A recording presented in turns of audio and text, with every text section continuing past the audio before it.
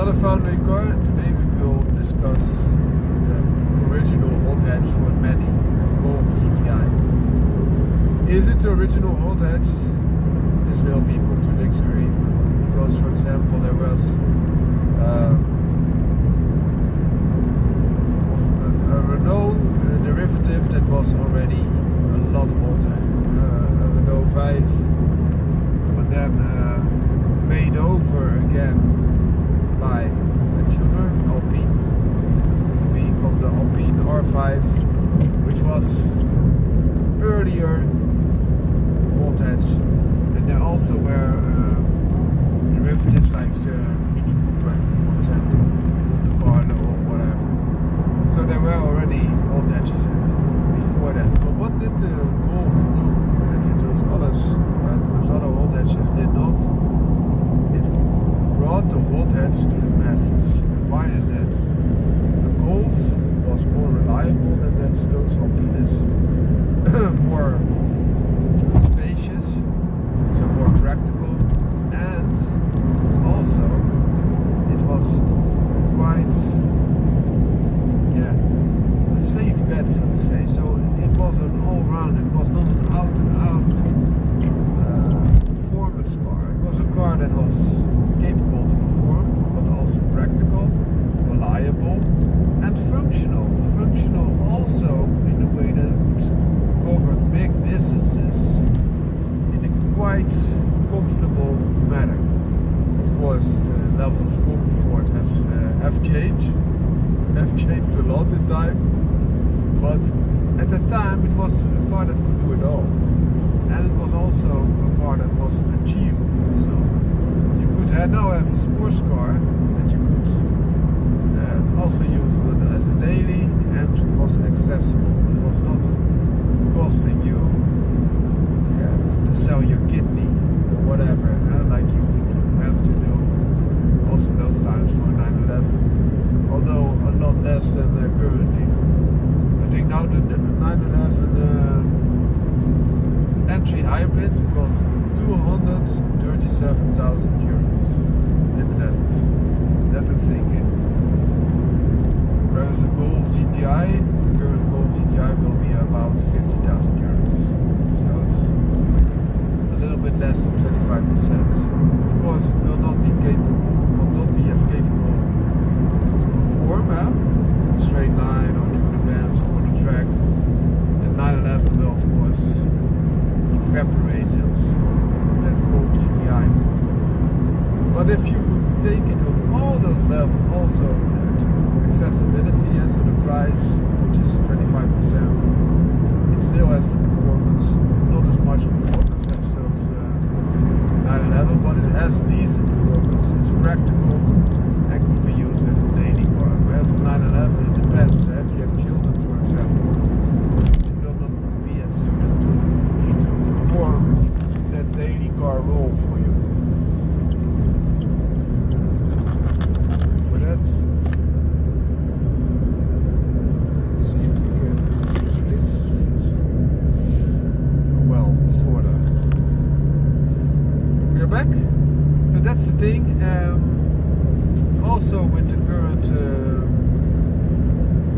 evolutions of the Golf, once they stepped into the ring and gave it a 2-liter turbo engine, the sky is pretty much the limit, because they also have the Golf R, which also has a 2-liter lump, which produces well over 300 horsepower stock. So with a little bit of tune, stage 1 tune or stage 2 that you also adapt a little bit of the exhaust pipe, you will have a car capable of reaching 400 horsepower. 400 horsepower in a Golf.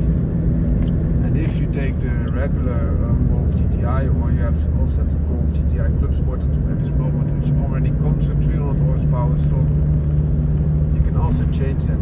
For example, you can change out the turbos, and even those turbos can be replaced with even stronger ones. Then you go to stage 3, and then you will be seeing 450 to 500 horsepower, which is quite a lot. The benefit of the Golf GTi compared to the Golf R, for example, is that the car is a little bit lighter, more nimble, and a lot cheaper.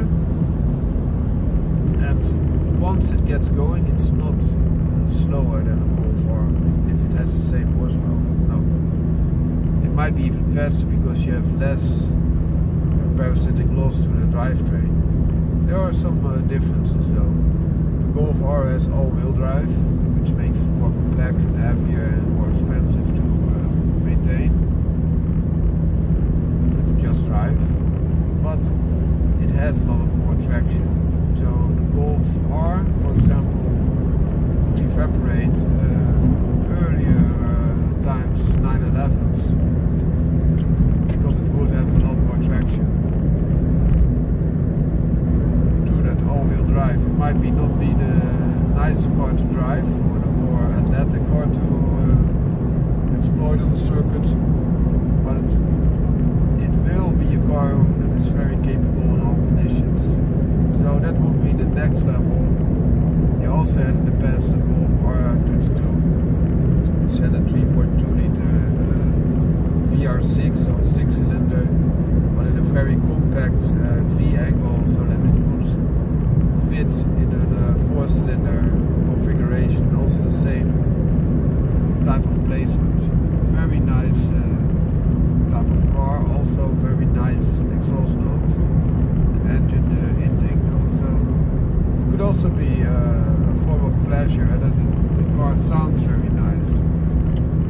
Might be one of the nicest sounding Golfs ever. But we are talking about the Golf GTi. So once it got that engine, it was very, very strong. And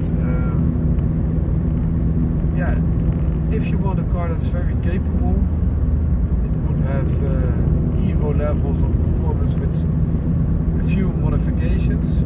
So the Lancer Evolution power wise, it is a car that is nice to drive, accessible, it has an historic history. A lot of people attach it to be the original hothead, so you drive in the original in their view, which I explained is not my view. Also Honda, for example, had the City Turbo, which in my opinion was at least as hot as the Golf GTi, a lot hotter in my opinion. And there were also Albards, also in those time frames. So but take that with a grain of salt. This is the first hothead for the match, for the masses, and that I will not take away from the Golf. But the only thing that's now hampering it, in my opinion, is price. 25,000 euros, 30,000 euros would be the equivalent of a car of the prices we might have had in the past days. Perhaps even more, like 30,000 euros, but now it's 50,000 euros, which is a lot. You could argue with me and say the performance also has exceeded a lot, and you would be right. But there are other cars now that have similar size to the original Golf GTi. For example, the Polo GTi, which is a little bit cheaper, but it's now also 45,000 euros about. So also an expensive car, or the car that I'm driving at the moment, which is currently sitting at 30,000 euros, Swiss Sport hybrid. And also that has a turbo engine that can easily be pushed to higher levels of performance with a chip tune. So even if you want more performance, it's also there. And it's a far lighter car, also more in the spirit. So also the Golf GTi has grown and safety issues are there, and they are mitigated, so the car has become heavier, stronger, heavier. But also Swiss Sport has become stronger, but not so much heavier because they use more high-tech approach. And that's something I like a little bit more. So you have a very nimble, playful car. And you could argue that the potential of the Golf GTi is far higher, also because there's so much in the VW Audi continuum that could there's so much more mass of people using it. Well, that's for the masses, so there's a lot more demand, and therefore also a lot more that is being offered. That's true. But the thing is, it's about 40% heavier, and that's a lot. So 40% heavier also implies that you have to have at least 40% more horsepower and torque. It might have 40% more horsepower, torque at least, not 40% more torque. And with the stage 1 tune, the power to weight of this little car will be very close to that of Golf GTi. So the Golf GTi currently sits about 245 horsepower. It's 40% heavier, so if you take away, or for example, we can count the other way around. So if you have a Suzuki Sport Hybrid, and you do a stage 1 tune only on the internal combustion engine, because it also has a little bit of hybrid engine, you will see a 170-ish horsepower. Add 40%, that's easier. So you add 68 horsepower to that because the weight difference. 68 horsepower will see you 238 horsepower, which is not 245, so still the Golf wins, right? Yeah. But if you look torque-wise, it will be sitting at 300 Newton meter.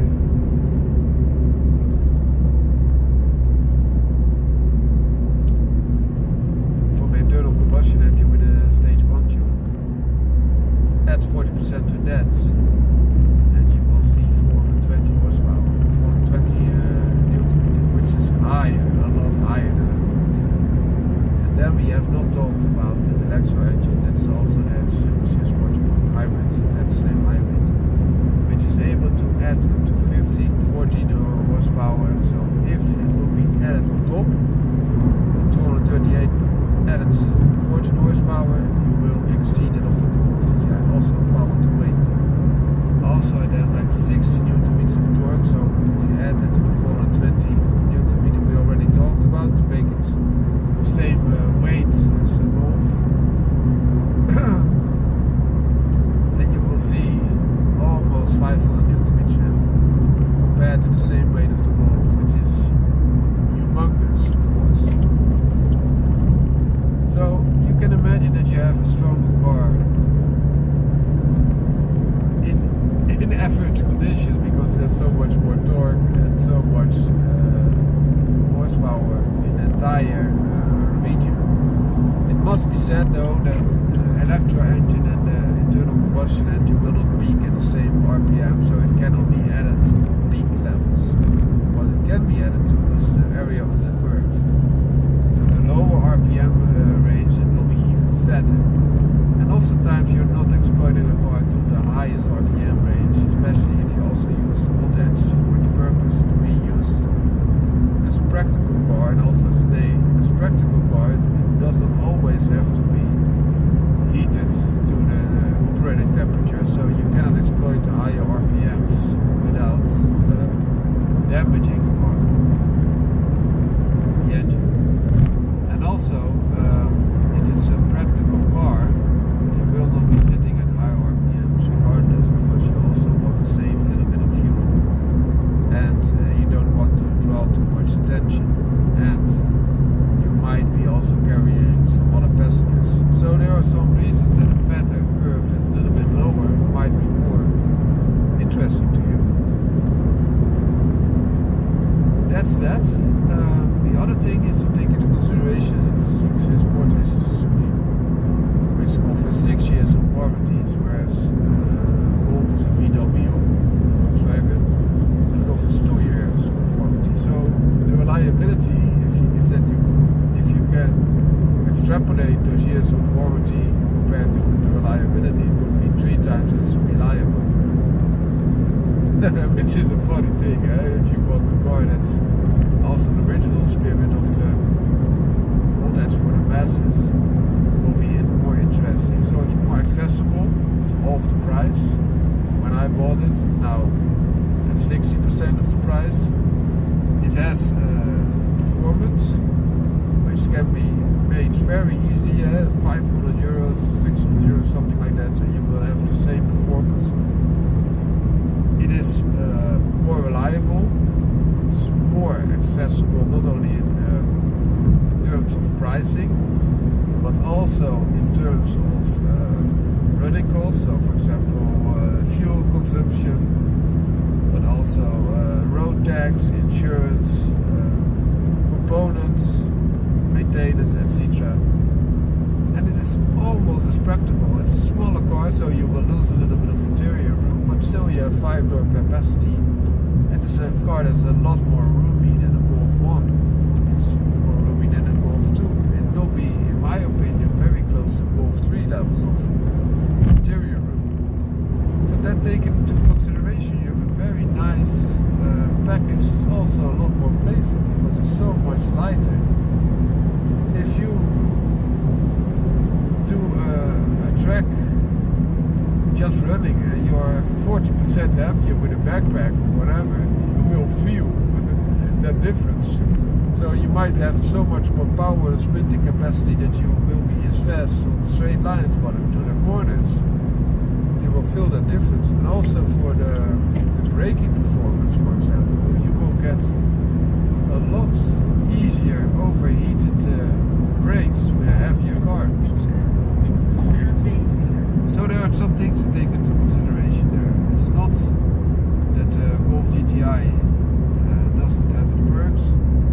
It does. It might also be a lot more expensive than 50,000 euros to buy currently in the Netherlands. Might be even 60,000 euros. So there we're talking that you could buy Suzuki Swift Sports for you and your wife for the same price. Talk about practicality. So just take it into consideration. In my opinion, also, I like the looks of the Swift Sports more. It has a nicer body kit. It also has the dual exhaust pipes that you see in the Golf. It's a lot more playful, less serious, and less bland. You could have a serious look that stands out, but for my taste, the Golf is just a little bit changed to make the Golf GTi. So some subtle change to the side skirts, front bumper, and rear bumper, and a little bit lowered and dual exhaust pipe. Next to some nice rims. That's it. And you will get all those things also for the Suzuki Swift Sports, but then turned up a little bit more. Also to take into consideration, the Golf is not the fastest VW. Suzuki Swift Sport is the halo car of Suzuki. A small thing to take into consideration there. And there are other cars. I would also argue with you that if you were looking for a Golf GTi, you should not be overlooking the Polo GTi, which is a little bit lighter, a little bit cheaper, and at least as much fun to drive as a result. The technology that they will have accessible VW, will have accessible for the Golf will be a little bit higher, like the limited slip differential, something like that, than with the Polo, but on average it's a nicer car to drive.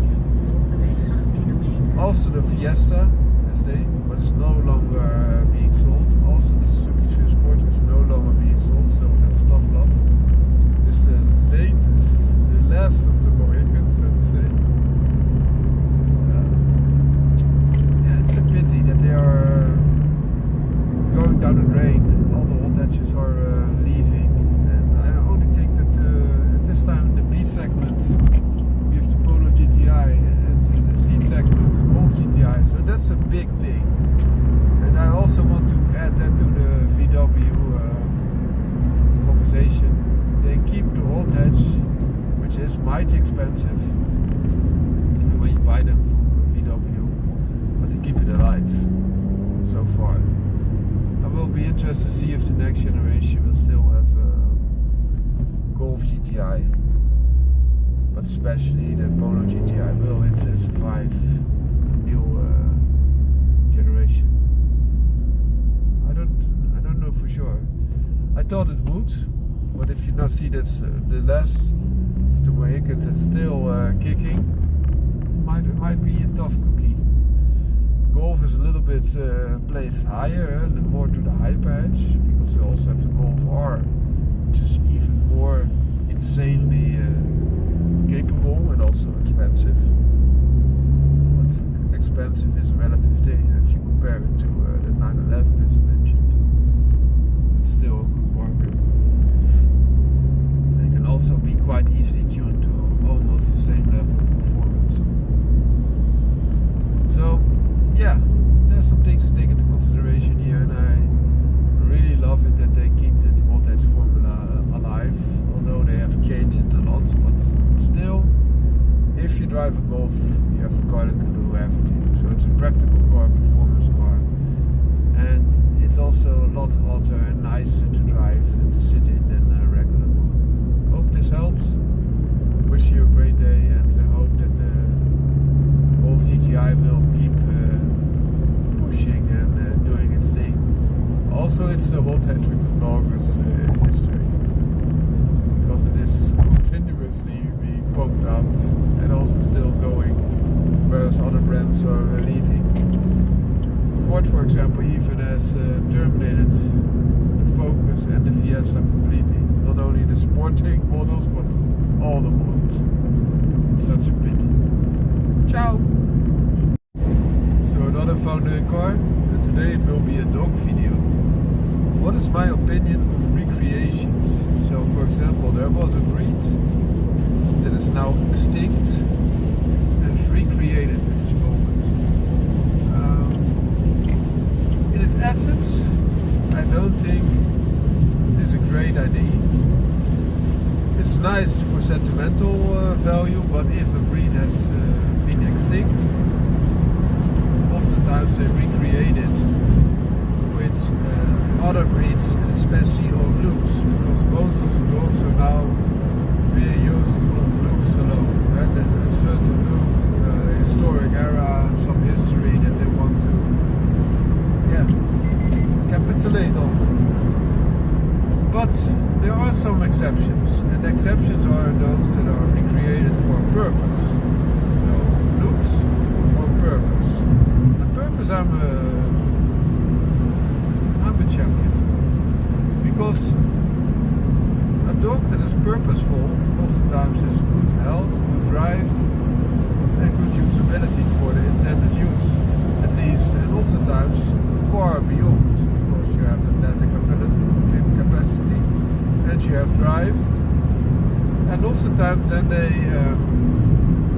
try to recreate a dog like that. I will give you examples. One for the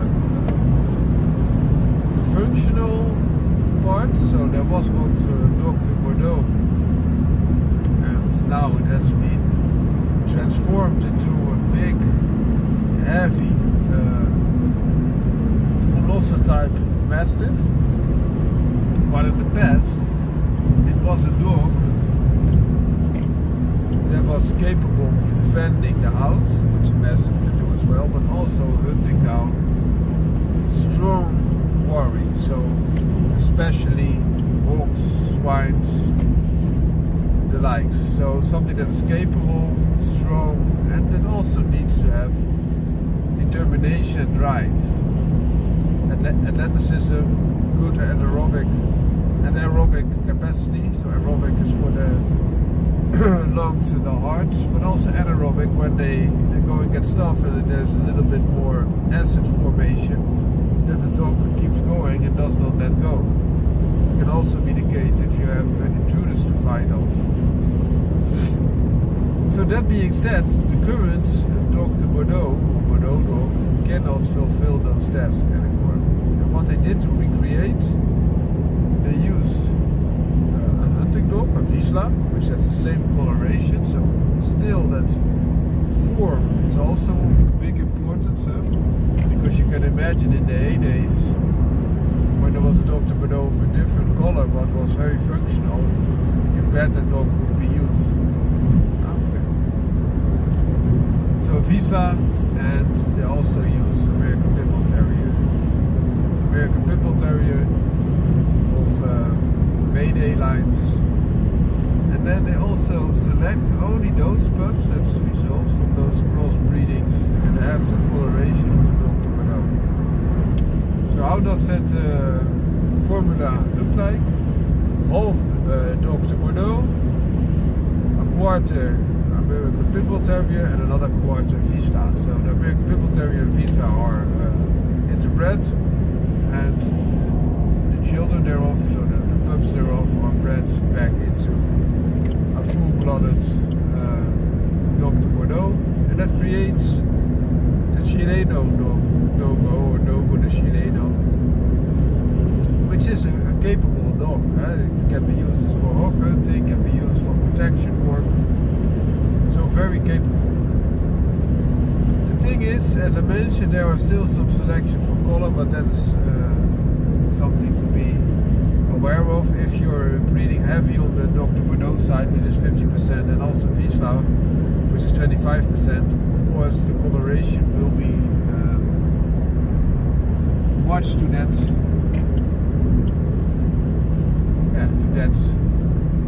color print. So already you have 75% that's contributing to that color, and also Mayday are a little bit more yellowish and can also be found, especially to selection, in more reddish coloration. So that's that. The only thing that I don't like that much, of course you get a lot of fighting ability from the American Pit Bull Terrier, but which is not a real guard dog, and the Vizsla is also not a real guard dog. So all the guard dog properties will be coming from the Bordeaux dog, which is of course capable enough, and if you use those that are still being worked, you will have a better dog than a regular Bordeaux dog, even for the guarding capacities, because you will add athleticism from both sides, Vizsla and American Pit Bull Terrier. And you will also add a lot of fighting drive from American Pit Bull Terrier. And the Dr. Bordeaux that you use were of good guarding instinct stock to begin with. So compared to the current day Dr. Bordeaux, you have good guarding capacities. Compared to the original one that you say that you're recreating, but they have named it different. So is it a real recreation? That's also something that you have to take into consideration here. But the goal was that, yes? And if you take it into consideration, you still have a capable dog, but not as good as the original one, in the guarding aspect at least. Fighting could be different, because American Pit Bull Terrier has a lot of further developed fighting capacities. But there's something else that they could have done. They could have bred in, for example, instead of Vizsla, which does not have the guarding capacities, they could have used an African breed. We know a dog called the Rhodesian Ridgeback, which also has the coloration that they are looking for, so dark reddish, but could have a face mask. Could be the problem that they don't like it much, but also there are Rhodesian Ridgeback with very little to no face mask, so it could be done. And then you have a dog that's capable of hunting big quarry in itself, so especially they have developed it as a dog to corner at least lions, so it has courage, but it's also not that fighting drive to the maximum, because otherwise it will be ripped to parts by a lion. But could also be used outside that scope, for example, hawk. It's not that much of a catch dog, but it could have a parole there. Also in the pedigree of the Rhodesian Ridgeback, there are some fighting dogs, so some mastiffs are in there, which is a little bit more to the Molosser side, which also contributes to the guarding capacities, which we have not touched upon yet. And also some Bull and Terrier breeds, so like the ancestors of the American Pit Bull Terrier were used in that combinations. Then to the guarding capacities. A Rhodesian Ridgeback has a lot more guarding capacities as does the Vizsla, and even more so than many of Bordeaux. So you will have that 75% guarding capacity, and you can still get more fighting skills from the American Pimple Terrier. You will also have a more solid dog if you would go that route. So it depends a little bit on what you want. The Vizsla has a lot weaker head than the Rhodesian Ridgeback has. So that's something you could take into consideration. Would be a better bet in my opinion. Another dog, an example more of a dog that's bred to have a certain type of look, could be the Boston Bulldog. So we all know a dog named the Boston Terrier in the past that was a form of American Pimple Terrier, so you would like a little bit more rounded head, a little bit smaller type. But nowadays it is a flat-nosed caricature of a working dog. So it has lost all the working dog capacities because the anaerobic capacities and also the hold capacity, because those jaws are like dysfunctional to say the least, are being lost. It still has a nice athletic frame, but also the back is too short. It's a little bit too much squared, like you also see in the Fox Terrier, and to a degree in the German hunting terrier, which is one of the biggest drawbacks of that breed, that it has been so much founded on the Fox Terriers, which already had a shorter back. And now the old Boston Bulldog, they tried to recreate it, so they bred in other bulldogs to make it a little bit bigger. For example, old English bulldogs. Also American Pimple Terrier has been bred in. American Pimple Terrier is almost always the go-to to recreate, to put again the drive into place and the athletic capacities, and also still have a very nice, good looking dog that also is quite a good instrument to use around children or as a family dog. The old Boston Bulldog is not so much a guarding dog breed. But that being said, old English Bulldog is also already a recreation, so they use different breeds to make it a little bit better. For example, Staffordshire Bull Terrier. But Staffordshire Bull Terrier would be a better recreation to begin with the original Bulldog, because that dog will still look a lot more. And they try to keep at least that shortened, rounded head in the old English Bulldog, which came from the Pug, but also the old Boston Bulldog, which also came from the Pug. Pug is a show dog, not capable at all. So it's a bad thing to do it like that. And they do. So in that form they are looking for a romantic picture to have a recreation. Also those dogs, especially because they infused old English Bulldog and other bigger breeds, are becoming a lot more heavier than the original Boston Terriers were. So they are not that small dogs anymore. And why wouldn't you just go for an American Pimple Terrier, which is the functional equivalent of the dog that you're looking for? You also have small American Pimple Terriers to begin with. And if you want to keep the size a lot smaller than American Pimple Terrier, you could go, for example, with Petadills or Border Terriers, or even infuse them into your breeds to at least stay to the smaller region. But they did not. So, yeah, what to think of it? In my opinion, it's just a romantic view instead of a performance type setting. I'm not saying that there will not be individuals of those old Boston Bulldog that are very capable, because there will. You can always be lucky. But in general, you will not touch upon general levels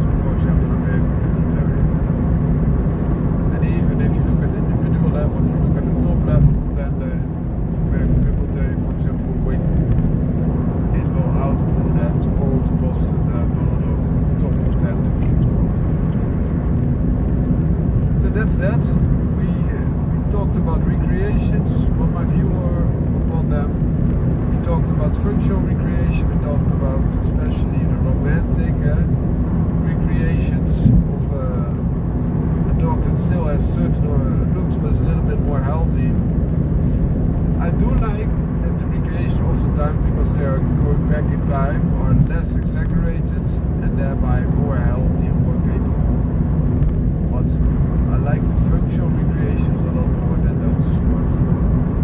Hope you enjoyed this video. You can have your own thoughts and please put them in the comments. And we see you next time. Found my car out.